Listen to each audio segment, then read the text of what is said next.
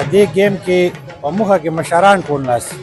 عموما چې موږ ګورو نو مشران په کورونو کې ناست او هلکان ګیمونه کوي دا واحد ګیم دی چې مشران ګیمونه کوي او هلکان ورته ګوري او ناست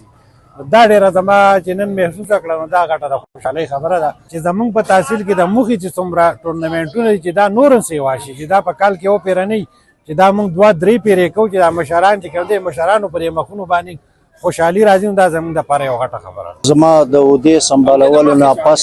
اولنی ویزټ دی او هغه د موخې د کیل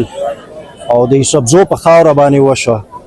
زه نن ډېر خوشحاله یم او منګه سپورټس ډپارټمنټ د وزیر اعلی صاحب د طرف نه د منسټر صاحب د طرف نه سپورټس منسټر فخر جهان له طرف نه زه ایز ا پارلماني سیکرټري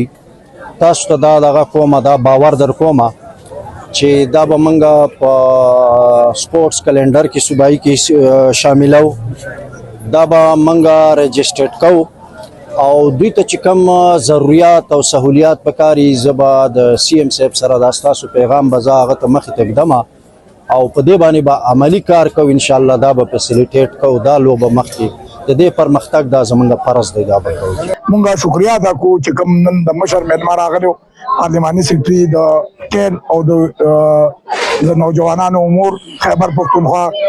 ام پی اے اجمل خان او د چیرمن صاحب د تحصیل کارپنګ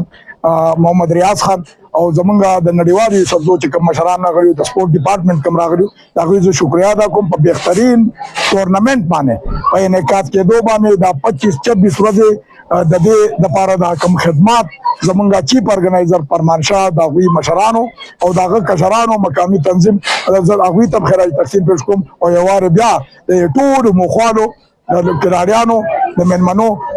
مشکورم او په دوه الله سلام پیش